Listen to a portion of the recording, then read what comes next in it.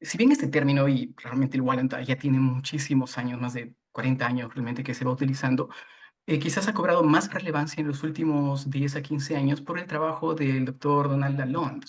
Cuando vamos a ver sobre trabajos de Walland, vemos cómo se ha disparado en la última década los trabajos de Walland, las publicaciones y las actividades, porque es algo que puede ser útil en muchos lugares. Ahora, de donde yo vengo, donde hay elementos o recursos limitados, nos es de gran utilidad. El uso de torniquete es bastante seguro en reglas generales, pero no está libre de riesgos. Podemos graficar cómo en una línea de tiempo de cuando se usa torniquete pueden empezar a tener efectos adversos. Pero el beneficio mayor es el que vemos de que el paciente forme parte del equipo quirúrgico, es decir, que él vea la recuperación, vea lo que está moviendo. Esa motivación no tiene no tiene una comparación. Acá se nos pone a veces complicado porque son cirugías largas, pero sabemos que utilizando anestesia local de esta concentración podemos trabajar una cirugía de 3 horas, por ejemplo, donde tenemos que reparar varios tendones. Más o menos lo que dura una canción es lo que me tardo en infiltrar una región más o menos extensa. Entonces, es ir lento, calmado, subdermal.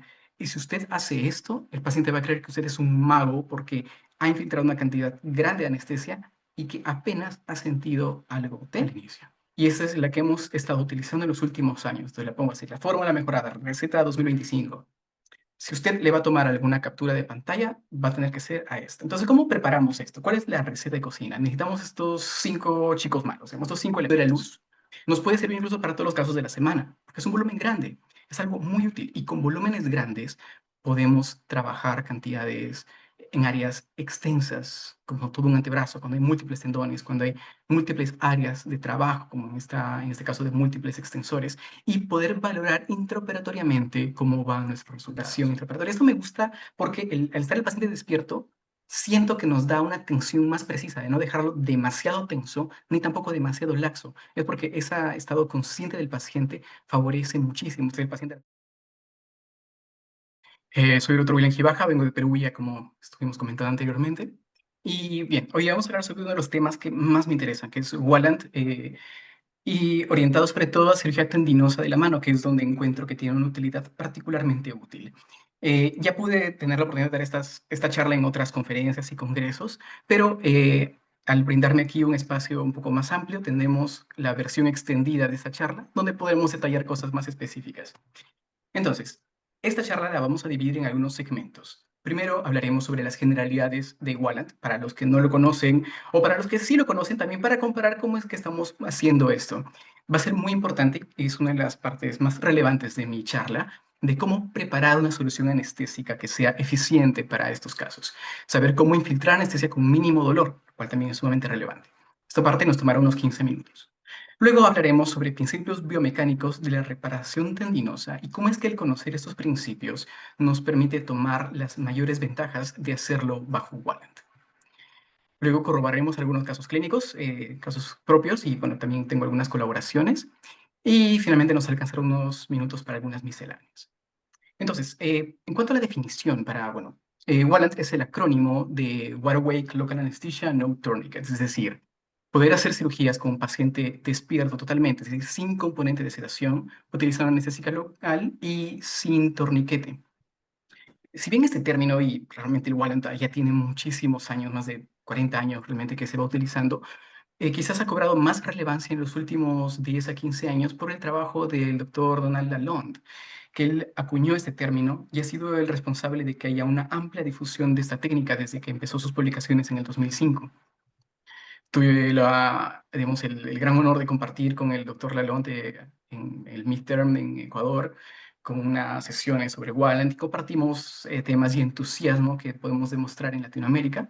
Y eso incluso nos llevó a hacer el primer curso no presencial sobre Walland en Perú con el mismísimo doctor Lalonde. Y esto creo que nos hizo crecer muchísimo como asociación.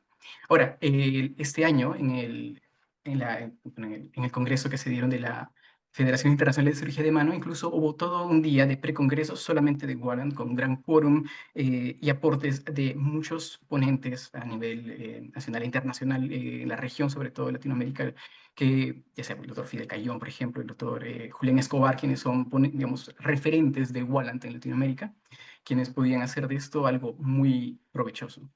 Pero ahora, ¿por qué usar Warrant en todo caso? ¿Cuáles son los beneficios? Primero que da un buen confort entre paciente y cirujano, es decir, es un tipo de abordaje anestésico sencillo, de bajo costo y que tiene muchas ventajas. ¿Cuáles son estas? Primero, que disminuye los tiempos quirúrgicos. Ahora, particularmente yo vengo de un hospital grande y a veces eso traslada la realidad de otros hospitales de donde yo vengo, donde muchas veces los tiempos entre cirugías pueden prolongarse demasiado, ya sea por temas de logísticos, temas de anestesia, de movilización de pacientes, entre otros.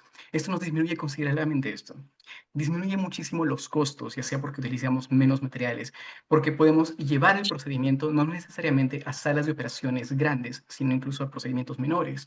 Eh, Puede facilitar la preparación preoperatoria, es decir, es un paciente que no requiere todo el arsenal preoperatorio como de otro tipo de cirugías. Pero en el intraoperatorio, sobre todo, nos da la capacidad de ver nuestra calidad de la reparación, es decir, ver cómo está el tendón funcionando, cómo es la excursión tendinosa. Cuando hacemos osteosíntesis nos permite probar la calidad, nos permite ver el rango de movimiento activo y también le permite al paciente formar parte del tratamiento, siendo él un elemento importante, una herramienta más. El uso de la epinefrina se utiliza en la anestesia local que vamos a infiltrar. Vamos a hablar un poco al respecto. Y también hacer una aclaración que, bueno, a veces me han preguntado antes. Recordad que un bloqueo troncular es diferente que la anestesia tumescente por volumen. Ahora, se pueden combinar ambos. Por ejemplo, si uno va a trabajar en un dedo, probablemente es más fácil y provechoso infiltrar la base del dedo para hacer un bloqueo troncular, quizás colocar un torniquete de anillo. Aún así, el paciente debe estar despierto y se va a aprovechar todo lo del Wallant, pero si usan un torniquete, usan un bloqueo y trabajar de repente sin ningún problema desde la interfalángica proximal hacia distal. O se puede combinar cuando trabajamos en mano, por ejemplo, hacer un bloqueo de cubital, mediano, radial, pero además hacer la infiltración tumescente por volumen en la zona del abordaje, que es donde nos ayuda mucho la epinefrina.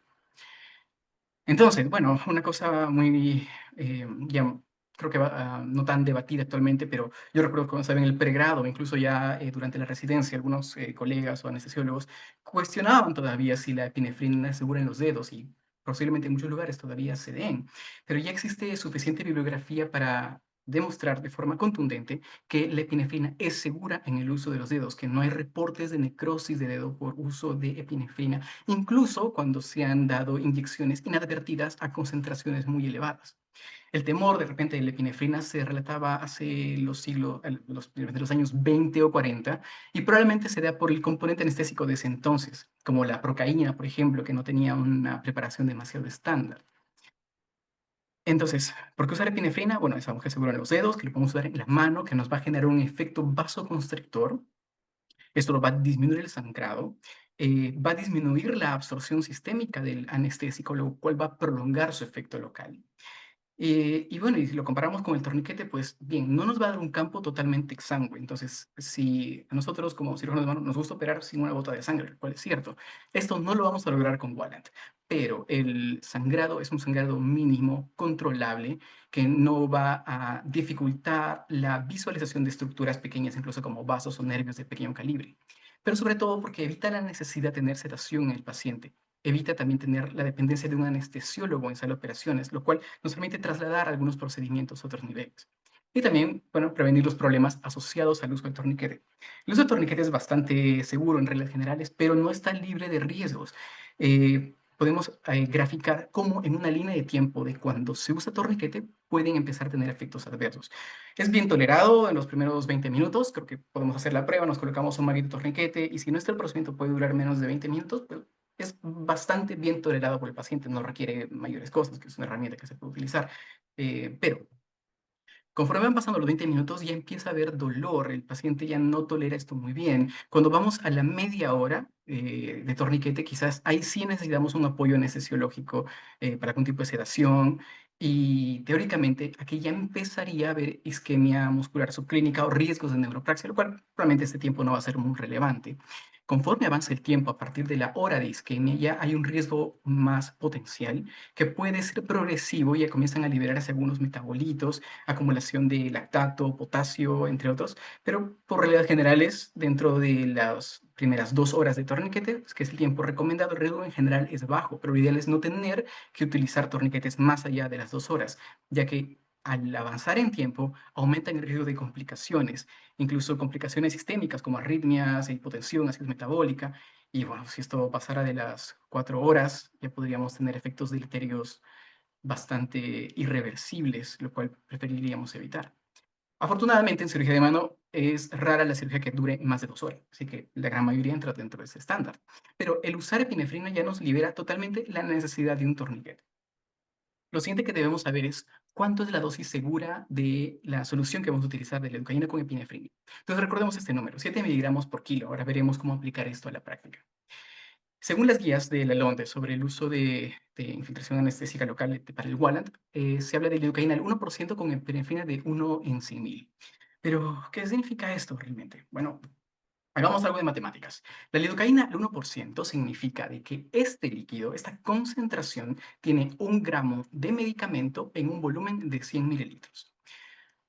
Para entendernos mejor, es como decir 1000 miligramos en 100 mililitros. Bien, esto nos va a servir para lo que voy a explicar más adelante. En cambio, bueno, y aparte que la lidocaína viene en muchas presentaciones. Puede venir en frascos de 10 mililitros, de 15, de 20, puede venir con versiones del 1, de 1,5, de 2. Entonces, si hacemos nuestra regla de 3 simple, podemos saber cuánto de medicamento tenemos por cada ampolla según lo que tenemos disponible en nuestros centros. Esto nos va a ser muy útil según lo que hablé más tarde. Respecto a la epinefrina, bueno, pues el 1 en 100.000 es más bien una relación entre peso y volumen, es decir, que va a haber 1 gramo de epinefrina por cada 100.000 mililitros. Eso porque digamos, una cantidad tan ínfima que la forma de medirla es mediante esta relación. Esto es igual a decir 1000 miligramos en 100.000 mililitros, pero para entendernos mejor, quitamos los ceros, nos queda 1 miligramo en 100 mililitros. Ok, tenemos el segundo valor de nuestra regla que nos servirá para nuestra preparación. Y finalmente la dosis segura. Bien, la dosis segura estamos hablando que es de 7 miligramos por kilo.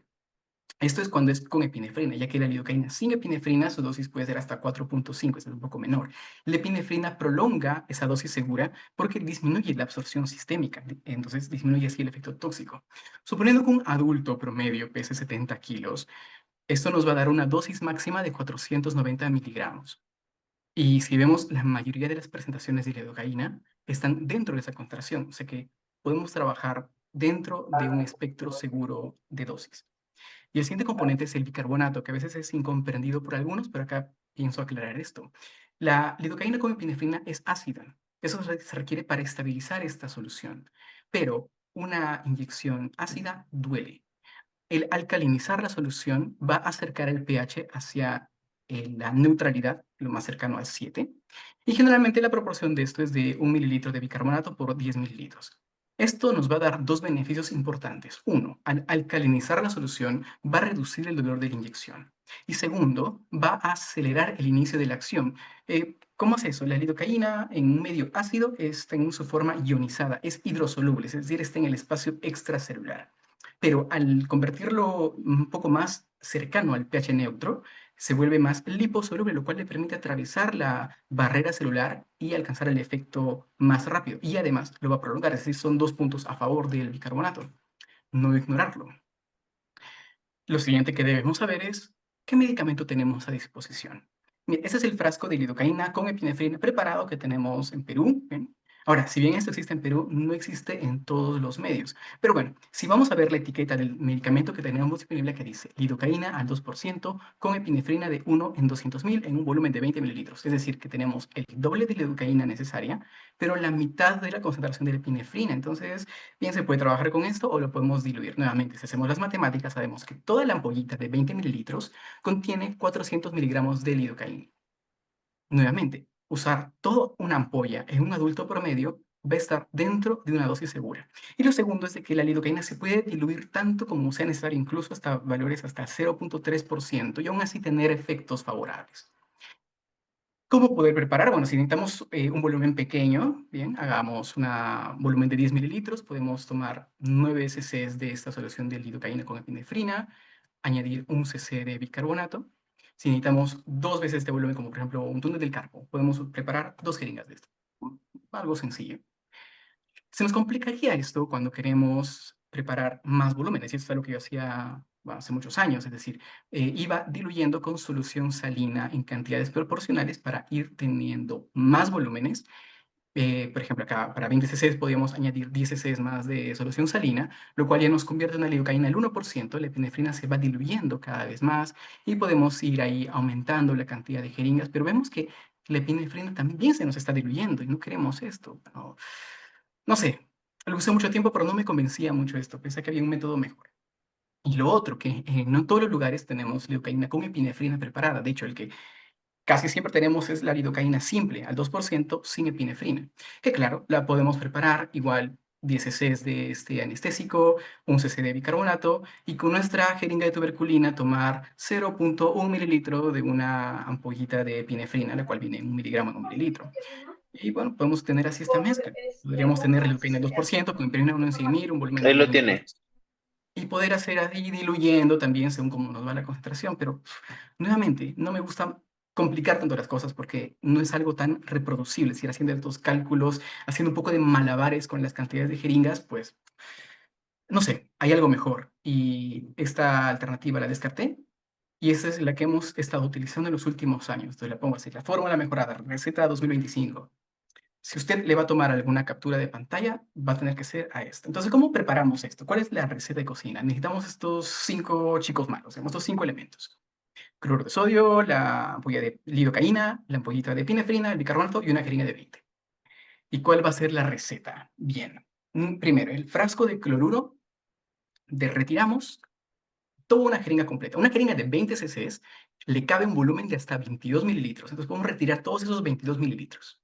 Bien, en el frasco nos quedarán 78. Ese excedente lo descartamos. Bien, ya tenemos el primer paso hecho. Luego, agarramos toda la ampolla de lidocaína sin epinefrina, que son de 20 mililitros, bien, y la aspiramos en la jeringa. Luego añadimos toda la ampolla de epinefrina de 1 miligramo en 1 mililitro, bien, tenemos 20 mililitros. Eso lo vertimos en la mezcla que estamos preparando en el frasco de cloruro. Podemos tomar unos 5 mililitros de bicarbonato y esto añadir también a la mezcla. Agitamos la mezcla, como si fuéramos un bartender. Y que obtenemos una deliciosa combinación de lidocaína al 0,4% con epinefrina de 1 en 100.000 en un volumen de 104 mililitros.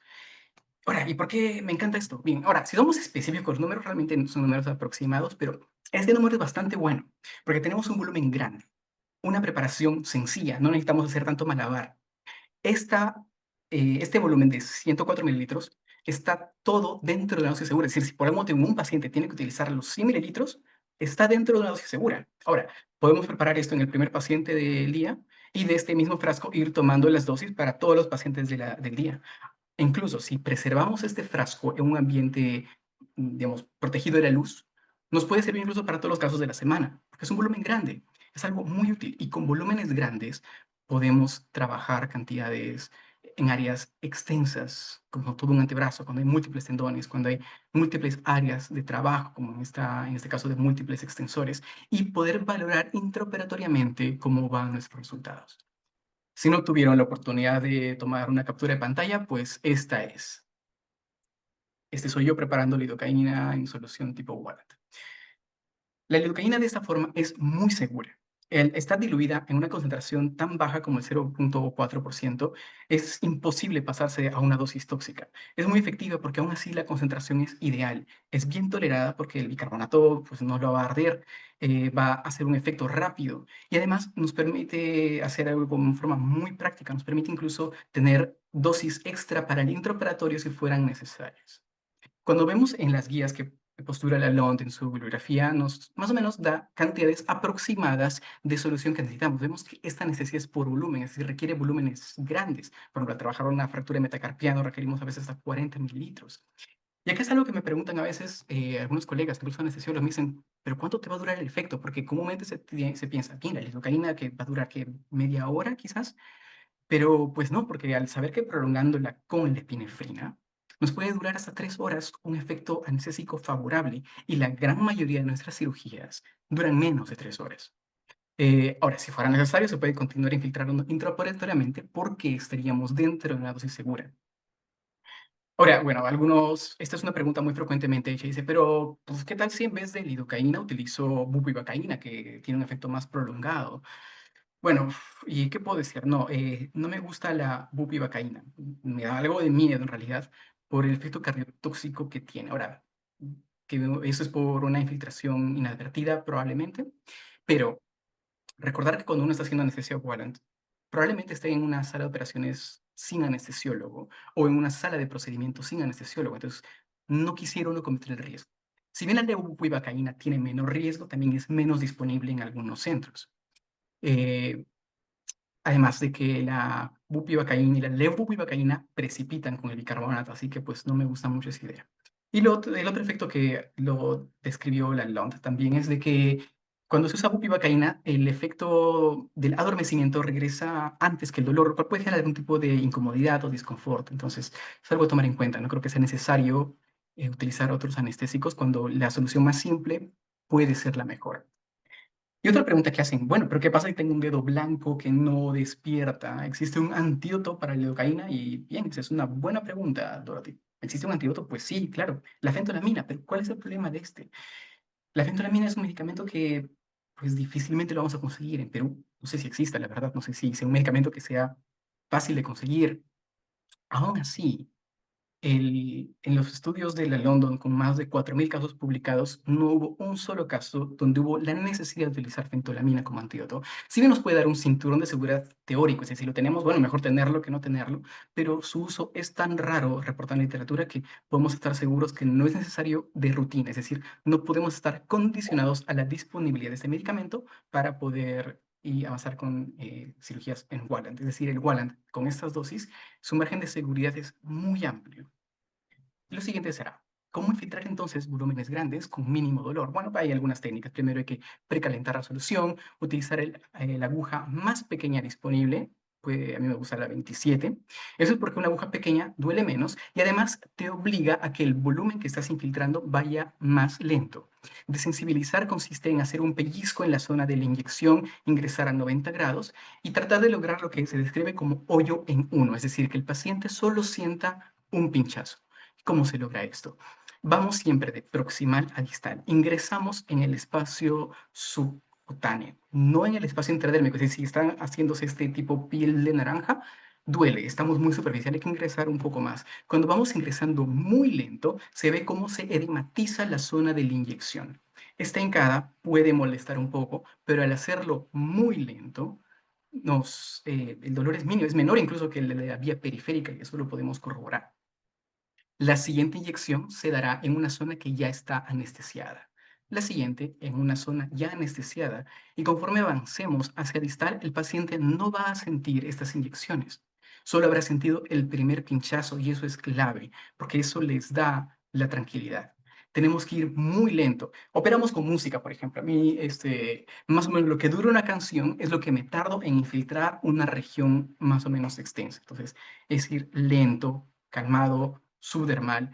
Y si usted hace esto, el paciente va a creer que usted es un mago porque ha infiltrado una cantidad grande de anestesia y que apenas ha sentido algo al inicio. Ahora, ¿cómo aplicar esto entonces a cirugía de mano para lesiones de tendones? Hablemos un poco de fundamentos de la sutura tendinosa. Cuando hablamos de sutura tendinosa hay que pensar en muchos factores, ya sea la configuración de suturas, que sean suturas fuertes, que no hayan brechas, la manipulación, los extremos, que pueda dar movimiento temprano, porque eso es lo que necesita para una rehabilitación favorable. La fuerza de la sutura depende de dos factores, tanto la sutura central y la sutura periférica. En cuanto a la sutura central, debe ser lo suficientemente fuerte para el movimiento precoz. Utilizamos suturas no absorbibles de calibres 3 ceros a 4 ceros y que tengan el mayor número de hebras posibles. 4 hebras mejor que 2 hebras, 6 hebras mejor que 4 hebras. Y el tipo de técnica también va a ser crucial. Ahora, más hebras es más fuerza, lo cual es bueno, pero más hebras también puede significar más bulto, es decir, más conflicto con los canales de movimiento en el tendón. Además de eso, es recordar que las suturas de agarre o bloqueo deben estar de más o menos 2 milímetros de agarre, de que este cruce debe estar entre los 7 y 10 milímetros del cabo tendinoso, de que pueden haber extremos de bloqueo que son más fuertes que los de agarre para la fuerza tensil. Bueno, técnicas muchas, pero mientras más número de hebras y más fuerza de bloqueo, mejor para esto. En cuanto a la sutura periférica, nos va a servir para algunas cosas, sobre todo para alisar los extremos, para disminuir la brecha y puede incrementar incluso la fuerza tensil. Hay varias formas de realizar esto. El problema con estas suturas es de que nos va a generar un volumen grande y luego tenemos que ver cómo hacer que esto funcione. Este es un cuadro de la evolución de la reparación tendinosa en los años. Vemos cómo desde la historia de más de 100 años de lesiones tendinosas con los trabajos de Bunnell hasta la actualidad, cómo es que los trabajos de Lalonde con Walland han de alguna forma revolucionado el manejo de la reparación tendinosa. Y eso se da sobre todo por la relación que se tiene en las poleas, sobre todo cuando trabajamos en zonas flexoras 2. Las poleas que son, bien, son elementos anatómicos que mejoran la eficacia mecánica del tendón, el deslizamiento, por ejemplo, pero puede ser un punto de fricción cuando tenemos una sutura tendinosa, es decir, son buenas, son necesarias, pero también pueden ser nuestras enemigas. Tradicionalmente se conocen que las más importantes son la A2 y la A4, es decir, la que está justo en la diáfisis de la F1 y de la F2, pero ya actualmente se sabe que no son tan sagradas como eran anteriormente. Incluso de ser necesario, se puede resecar la A4 totalmente o la A2 parcialmente. La pregunta aquí es, ¿cómo o cuánto de polea resecar? Ahí es donde viene a hacer la cirugía con el paciente despierto, porque te va a permitir ver eso, ver cuánto es que desliza y dónde es que hace conflicto con la polea. Esa es una publicación de Jimbo Tank, donde habló sobre los cambios conceptuales en la reparación de flexora tendinosa en los últimos 30 años. Y él describe que, bueno, las poleas actualmente se pueden resecar hasta cierto punto, de que la cirugía con el paciente despierta nos da el mejor abordaje para la reparación tendinosa y que eso también favorece a una rehabilitación más temprana, lo cual puede mejorar los resultados. Cuando vamos a ver sobre trabajos de Walland, vemos cómo se ha disparado en la última década los trabajos de Walland, las publicaciones y las actividades, porque es algo que puede ser útil en muchos lugares. Ahora, de donde yo vengo, donde hay elementos o recursos limitados, nos es de gran utilidad. Incluso para algunas veces, valoración intraoperatorias. Esa es una imagen cortesía del doctor Carlos Morales, donde me muestra un paciente con una lesión de flexor, pero que paradójicamente no extiende el dedo. Entonces, ¿qué está pasando ahí? Esta es una imagen intraoperatoria que me Ok, compartió haz puño, Carlos. estira, puño, ¿Qué vemos ahí? Vemos que el estira. cabo tendinoso del flexor Ok, profundo está mantén así atrapado tu en la dedo polea izquierdo. y se está enganchando y es lo que impide que dé una extensión completa. Probablemente con un paciente dormido es un poco difícil valorar esto, pero ya con el paciente despierto podemos resecar tanta polea como fuera necesaria, la suficiente nada más, y lograr así un resultado que nos pueda ser favorable para una rehabilitación, un movimiento precoz y mejorar así nuestros resultados. Para la siguiente parte hablaremos ahora de algunos casos clínicos y cómo es que podemos aplicar esto. Mira, este es un paciente con una lesión del tendón extensor pollicis longus. Identificamos el cabo distal, esa realmente no es la parte complicada. Pero eso se pone interesante, porque acá le decimos al paciente que extiende el pulgar y vemos cómo el cabo tendinoso se retrae, se recoge, es decir, estamos seguros que es el tendón correcto. Esto es muy útil cuando son muchos tendones dañados. Bien, y lo siguiente es esto, una vez que tenemos reparado, le decimos al paciente que haga el movimiento de extensión, de flexión, que nuestra reparación tendinosa sea fuerte, que no se enganche en los compartimentos, lo cual nos va a favorecer el resultado y además el paciente va a ver que ya puede mover la mano, cosa que no hacía antes de la cirugía, lo cual le va a motivar a una recuperación. Este es otro caso de un paciente con una lesión del flexor digitorum superficialis. Después de hacer la reparación, vemos cómo hemos tenido que proteger la polea A2, resecar parte de la A4 para evitar ese conflicto. Y vemos igual activamente el movimiento del dedo y una flexión y una extensión completa sin gaps y sin conflictos de las suturas. Como vemos, no es un ambiente totalmente exangüe, pero es un sangrado controlable. Incluso nos permite hacer reparaciones nerviosas. En otros casos, nos permite avanzar, nos permite recuperar tendones cuando son más proximales mediante otros abordajes. Cuando hay múltiples tendones lesionados, como en este, podemos hacer la individualización, la reparación de cada uno de ellos y verificar intraoperatoriamente el rango funcional de estos mismos. Este es un caso de Jersey Finger, donde reconectamos el tendón. Eso es cuando hay una abulsión distal del tendón flexor profundo. Entonces vemos en esta imagen que tenemos que recuperar el tendón desde la palma, desde la región de la polea A1, y mediante una sonda la recuperamos hacia distal. Acá vemos que tiene un émbolo de jeringa como botón, porque es lo que usamos porque tenemos bajos recursos, pero paciente despierto, vemos que tengo una extensión, una excursión completa. La de arriba es antes de la operación, la de abajo es en el intraoperatorio, y vemos que estos resultados se pueden lograr. Eso se pone más interesante cuando hay múltiples tendones dañados, donde tenemos que identificar diferentes cabos y probarlos todos en simultáneo. Pero nuevamente, en el intraoperatorio podemos valorar esta reparación tendinosa correcta, sin conflictos y sin brechas, lo cual es sumamente útil. Ese es un caso con una lesión en zona flexora 3, donde nuevamente el paciente activamente es capaz de tener un rango completo y esto nos da la seguridad de que el tendón no se va a quedar atrapado, va a disminuir la posibilidad de re-roturas.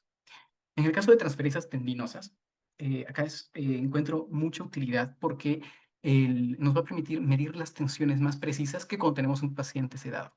Ese es un paciente que tuvo una rotura espontánea del extensor largo del pulgar. Entonces, obtenemos el tendón extensor índicis propius, lo seccionamos de distal, lo cosechamos de proximal y mediante unos túneles lo trasladamos hasta el cabo distal nativo del extensor pollicis longus. Luego, mediante una sutura tipo Pulvertaft, podemos darle la tensión a este videotipo. Levante el pulgar solamente.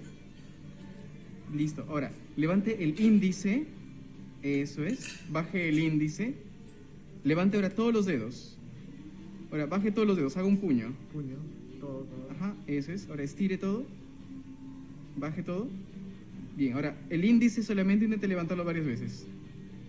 Listo, ahí está bien.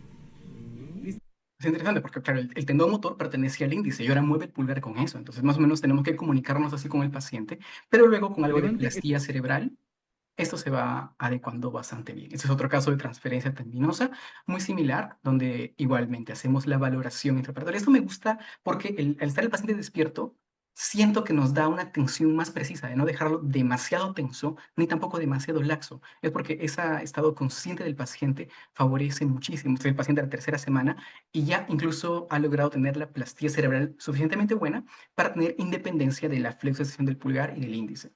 Algo sumamente excelente. Algunos casos crónicos que todavía puedan ser reparables, como un caso de rotura crónica del flexor pollicis longus, donde tenemos que recuperar el tendón desde una zona muy proximal. Igual, podemos pasarlo a través de las poleas, cuidarlo, reparar lesiones asociadas que se tengan y nuevamente en el intraoperatorio valorar que nuestra reparación sea buena, funcional y correcta. Acá se nos pone a veces complicado porque son cirugías largas, pero sabemos que utilizando anestesia local de esta concentración podemos trabajar una cirugía de 3 horas, por ejemplo, donde tenemos que reparar varios tendones y a veces sí necesitamos refuerzos constantes de nuestra solución anestésica, que aunque esté en una dosis segura. Aquí hemos reparado el dedo anular y el índice, acá ya tenemos reparado los flexores del dedo medio, acá tenemos reparados los flexores del dedo meñique incluido. Y este mismo paciente, viendo como cada uno de los elementos, incluso los nervios colaterales dañados, también reparados, paso a paso, mira, que vemos que a veces tenemos que recuperar los tendones de la palma cuando están muy retraídos, anestesia local. Ese es el momento operatorio, hemos terminado de cerrar la herida. Y ese es el paciente después ya en terapia física, donde yo vengo a obtener terapia física especializada en mano, en forma precoz, sumamente difícil. Pero lo que he visto es que al tener un paciente que ya está convencido de que ha podido mover la mano, eso le da motivación suficiente porque él dice, bien, yo puedo lograr esto después con la rehabilitación. Ahora, ideal si tuviéramos una rehabilitación específica, pero la motivación ciertamente es un Ya, factor. señor. Flexione solo el dedo índice. Acá vemos los cabos Listo, ahí nomás. proximales. Señor, flexione el dedo medio solamente. Le decimos que flexione cada uno de los Listo, ahí dedos y nomás. vemos cuál es el tendón que Gracias. se mueve. Es decir, no, sin tener que Ya, hacer señor. extensión Flexione. un abordaje, podemos reconocer cuál es el tendón Ya, dañado señor. Flexione y solo el después de dedo eso índice. podemos repararlo y conectarlo con el tendón que corresponde. Esto es algo sumamente útil cuando tenemos muchos Haga tendones puño de todos dañados. los dedos. Eso es. Estire todo lo que pueda. Haga puño. Estire. Haga puño. Estire. Bien, es otro de los ejemplos. Bueno, muchos de los casos de manos traumáticas llegan a nuestro centro.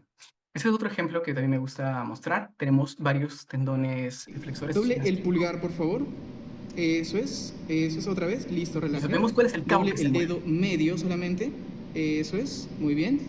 Doble el dedo índice. Listo. Intente levantar la muñeca. Listo, ahí está bien. Gracias. Entonces, acá estamos reconociendo cuál es el tendón, cuál es la función Doble que se el ha pulgar, perdido. por favor. Y después, en Ya, el señorito. Doble el intraoperatorio, pulgar todo lo que pueda. valoramos nuestra Estire todo lo que reparación. puede el pulgar. Doble el pulgar. Estire el pulgar. Ahora, doble el dedo índice. Todo lo que pueda. Eso es. Estírelo, estírelo. Ahora el dedo medio. Doble el dedo medio. Estire el dedo medio. Ahora, doble todos los dedos. Haga puño con todos los dedos. Eso es. Eso es. Estire todo lo que pueda. Haga puño otra vez. Listo.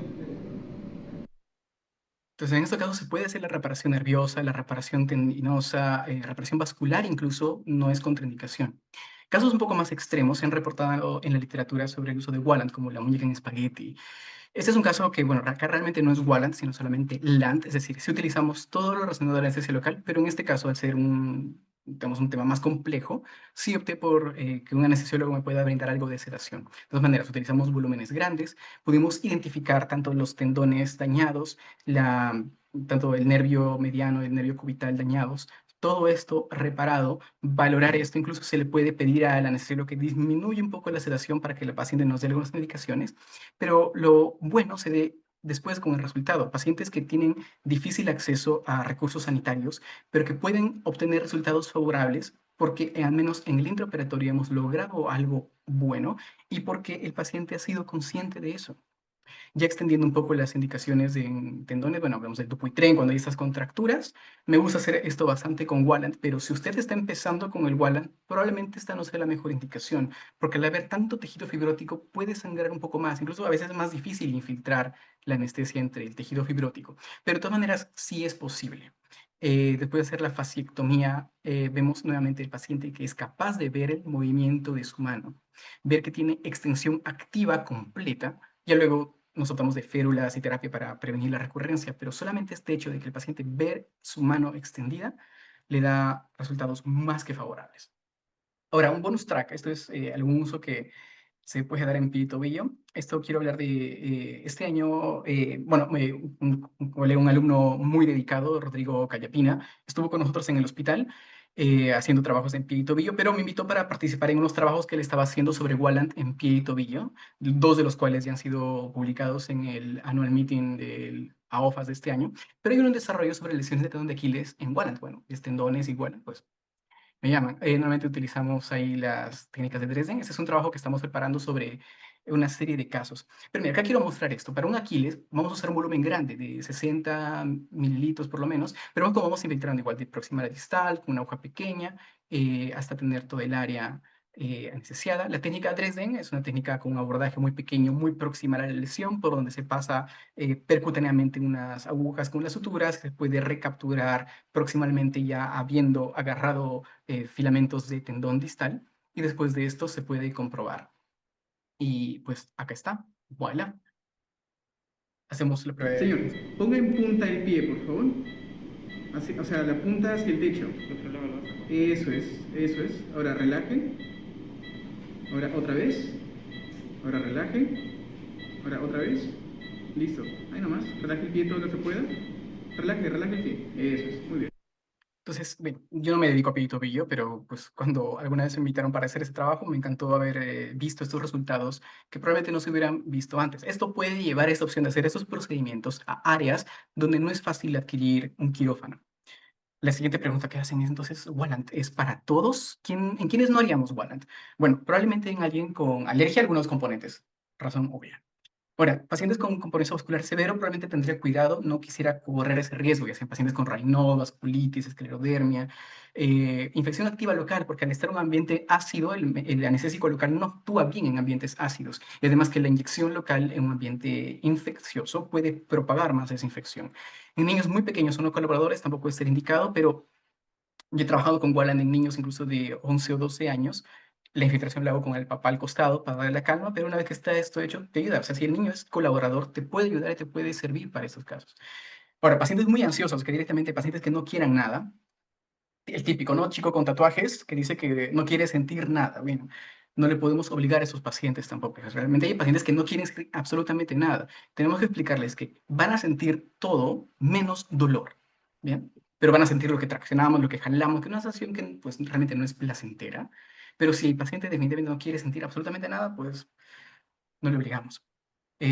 Comentario aparte, ¿no notaron que los chicos que tienen muchos tatuajes tienen la, eh, las- la superficie tatuada es inversamente proporcional a la tolerancia a las inyecciones? No tengo pruebas, tampoco dudas.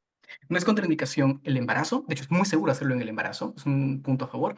Cardiopatía controlada tampoco es contraindicación, incluso en casos como hablaba por ejemplo el doctor Escobar de Colombia, cuando hacen radios distales con Walland, los hacen pacientes donde tienen contraindicadas otros tipos de anestesias, pacientes que requieren un marcapasos, que requieren alguna atención específica. Bien, la anestesia local puede ser muy segura en esos casos controlados.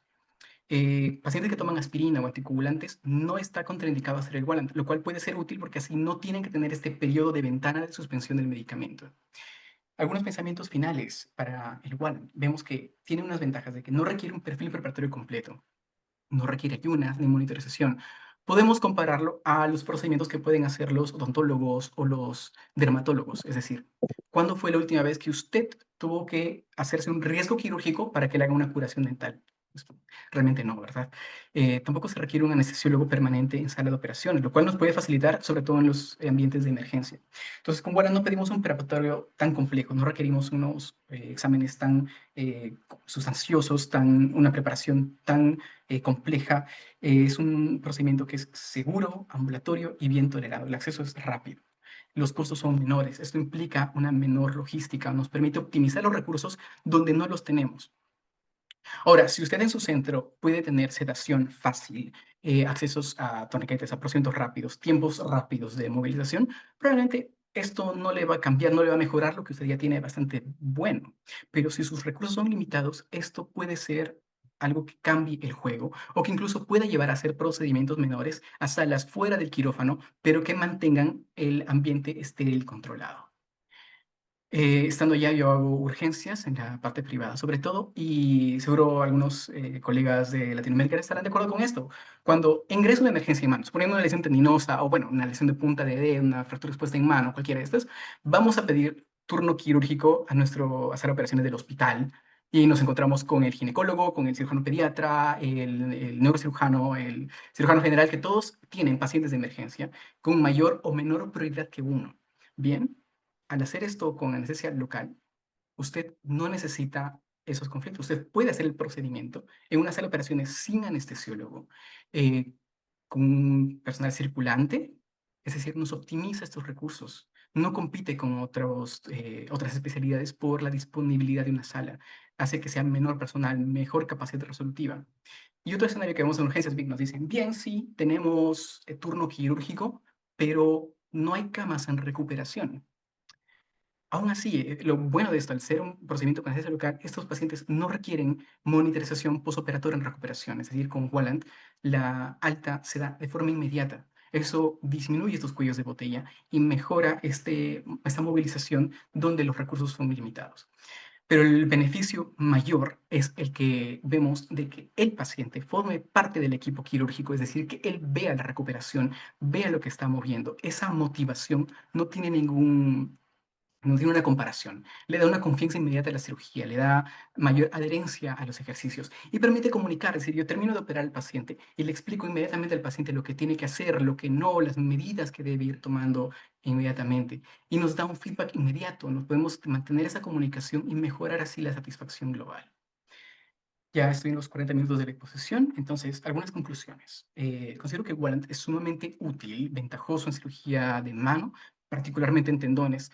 Más o menos tengo el moto de que Walland para tendones es como operar una fractura con un arco en C. Es una herramienta muy buena y útil.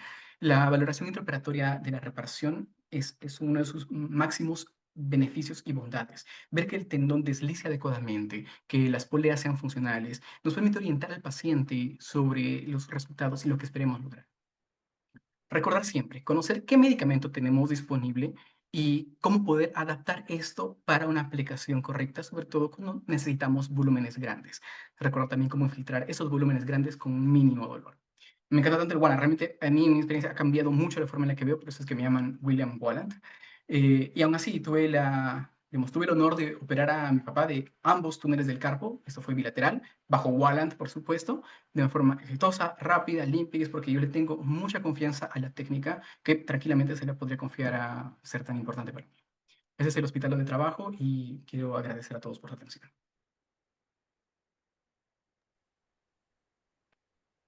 Bueno, William, felicidades. Has conseguido lleno absoluto.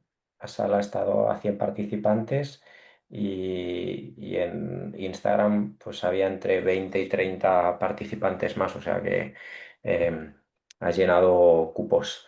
Eh, Okay. Seguro que entre tantos participantes van a haber preguntas. Entonces, pues nada, todos los que quieran ir dejando preguntas, pues son bienvenidos. José Luis Peralta Muñoz ha levantado la mano. Generalmente, pues las preguntas las dejamos por escrito, pero bueno, si quieres hablar, pues adelante, estás. Y muchas gracias, doctor Barrera. Doctor Gibaja, muy buena presentación. Gracias por el conocimiento. Quería eh, hacer una pregunta acerca de, por ejemplo, lo que es técnica Wallant, sobre todo en mano traumática, ¿no? Vi que unas contraindicaciones que mencionaba era lo que es la infección local activa, ¿no? Y bueno, sobre todo en la emergencia tenemos que a veces los pacientes no vienen en un tiempo que es, digamos, a veces los pacientes vienen más de 3 horas, más de 4 horas. ¿Existe algunas condiciones para lo que es mano traumática en las que usted no estaría dispuesto a realizar esta técnica? Pues no, realmente no. La mayor parte de veces mano traumática es una indicación muy buena para valorar al paciente tan pronto llega a la emergencia, incluso sin tener que competir con otras especialidades. El hecho de que tenga algunas horas, si bien aumenta el riesgo de que eventualmente esa mano se infecte, o sea, los riesgos de una mano traumática o una fractura expuesta siempre son más altos que una fractura cerrada.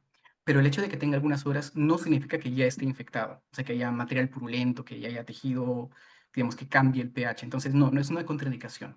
Y sirve de mucho porque, uno, nos permite hacer una valoración inicial, es decir, nos permite hacer control de daños, nos permite reparar lo que sea reparable, nos permite identificar lesiones que si no las podemos reparar en ese momento, podemos estabilizar de alguna forma, de repente con alguna aguja Kirchner, o reconocer una lesión, de repente dejar suponiendo que tiene una lesión tendinosa y no somos capaces de recuperar el tendón en ese momento, o porque ya se nos está prolongando la cirugía, podemos colocar algunos puntos de reparo y luego entrar a una cirugía programada con el mismo paciente pero ya con más información, es decir, nos da elementos viables.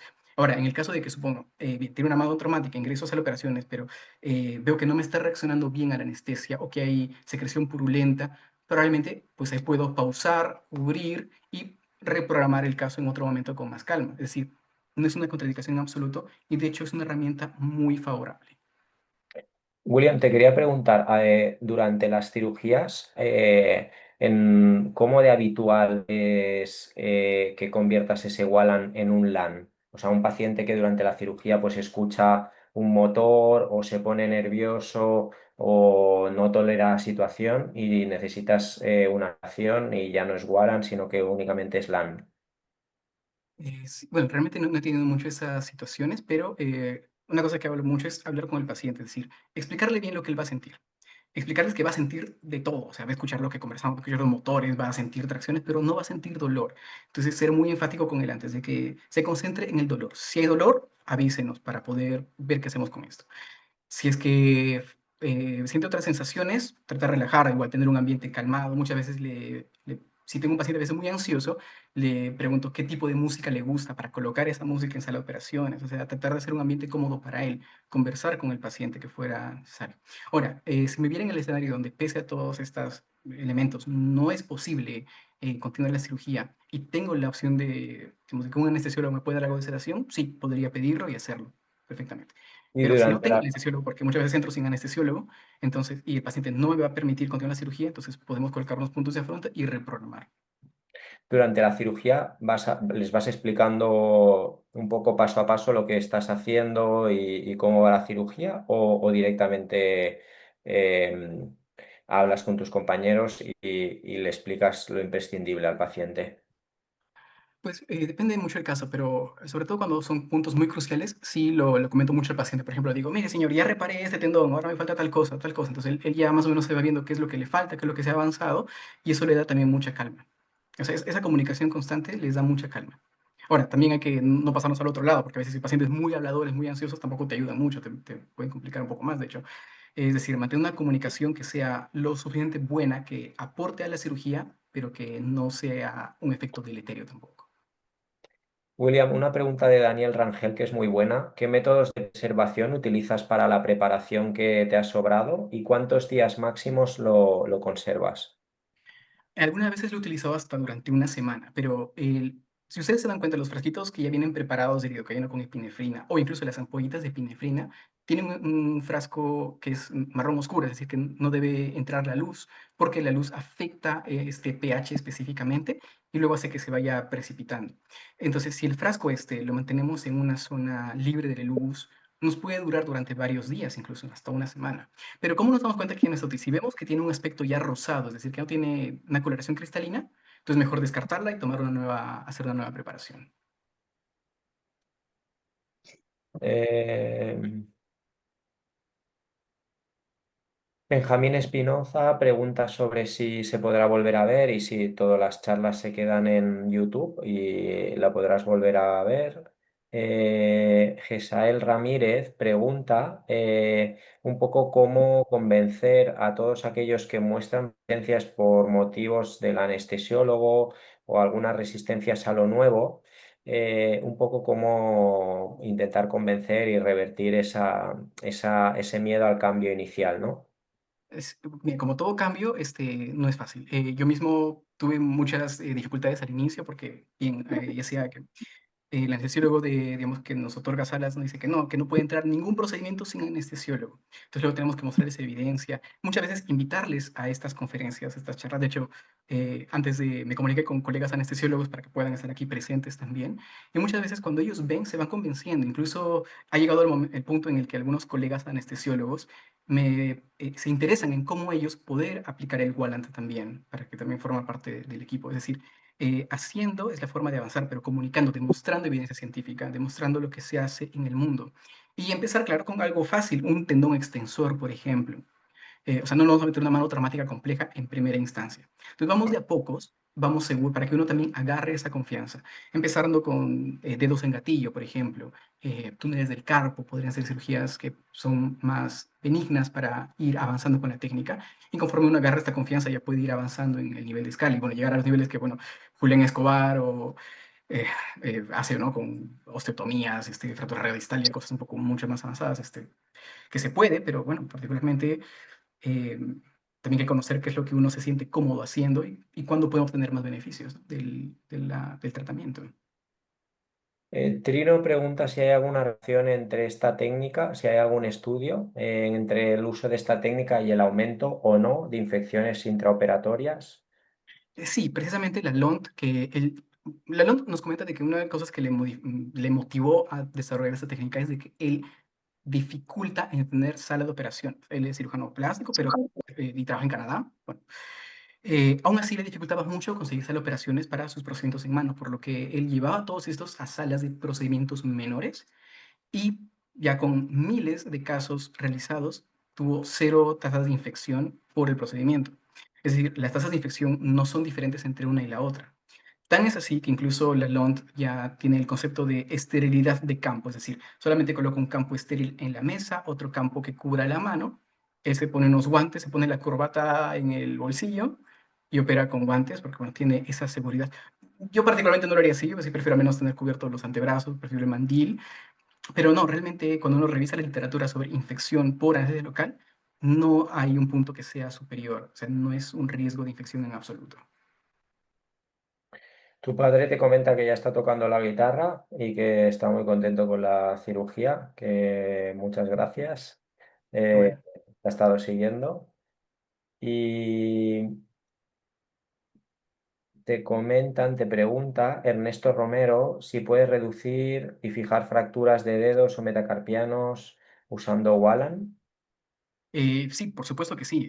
Bien, esta charla la orienté a tendones, pero en mi práctica, prácticamente casi todas las fracturas en la mano las hago con Wallen, es decir, metacarpianos, falanges, pasar clavos, pasar tornillos. En mi hospital a veces no dispongo de tornillos intermedulares y tengo que usar placas o tengo que usar tornillos interfragmentarios en metacarpianos o en falanges. Y sí, se puede hacer todo esto con Wallen sin ningún problema. Em, Incluso, bueno, si son 2 metacarpianos, se puede hacer con 40. Si son 3 o 4 metacarpianos, ahí de repente sí prefiero otro tipo de anestesia porque sé que es una cirugía que va a ser más larga.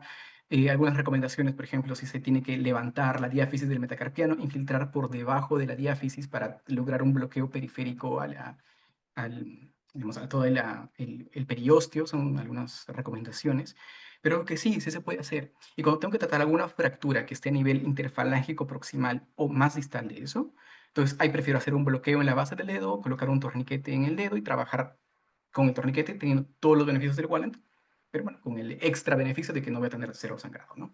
Pero sí, es totalmente válido, viable y incluso algunos van más allá, trabajan en Carpo, doctor Fajandes, por ejemplo, publica algunos casos de reemplazo protésico trapecio metacarpiano con Walland. Me parece bastante interesante. Es decir, no hay un punto, un límite. En mis manos, al menos, cuando tengo que trabajar en Carpo, no me ha ido tan bien. Me ha dificultado mucho llegar hasta Carpo. Entonces, yo soy más cómodo en metacarpianos hacia distal. Bueno, si alguien tiene alguna pregunta final para William, vamos a dar la oportunidad de la última pregunta. Mientras, nada, felicitarte, William. La exposición muy clara, muy gráfica. Se ha confirmado el William Wallan. Me han gustado esas imágenes de IA. Y totalmente de acuerdo contigo con lo del tema de los tatuajes, ¿eh? A mí me sorprende pacientes que vienen totalmente tatuados y te dicen que tienen miedo a las agujas y te dices, bueno, em, Muy bien. nada, la mayoría de comentarios la verdad es que son felicitaciones, hay pocas preguntas y las has resuelto. Em, Mira, hay una que dice, ¿utilizas Wallan en artroscopia de muñeca? Bueno, ya has comentado que para el tema del carpo no te ha sido tan eficaz. ¿Tienes Sí, alguna no, no lo hago, experiencia? pero sí sé, hay gente que sí lo hace, que tiene publicaciones al respecto y todo. Ahora, yo no sé, no estaría convencido de usar artroscopía de muñeca con Wallen, porque igual tenemos al paciente con tracción, no encuentro cuál es el beneficio de ver que el paciente mueva, que esté activo, o sea, no estoy totalmente convencido en ese caso, pero sí hay gente que lo hace, y que lo demuestra y que pone que está todo bien. Yo no lo haría. Sí, o sea, a ver, es que claro, yo que no soy un gran amante del Wallan, excepto en algunas indicaciones que creo que tienen sentido, como por ejemplo los tendones, está claro, pero, o sea, que se puede hacer es una cosa y luego que tenga sentido es otra, ¿no? Eso creo que es lo que tiene que aportar. Fuera, evidentemente, de algunas valoraciones ya económicas o de disposición de quirófanos. Claro, yo hablo de mi entorno, que en mi entorno pues esas dificultades no existen. Entiendo que en otros entornos donde la dificultad del acceso al quirófano es mucho mayor, pues entiendo que se utilice el Wallan incluso en situaciones que para mí no tienen mucho sentido. Pero bueno, todo es discutible, está claro. De Exacto, y todas mucho depende maneras. de dónde uno trabaja, porque eso cambia mucho, o sea, totalmente. Pues nada, William, te felicito y nada, la charla estará disponible para todos en YouTube y nada, nos vemos pronto. Muchas gracias por la invitación y ha sido un honor compartir esta mesa con ustedes. Hasta la próxima.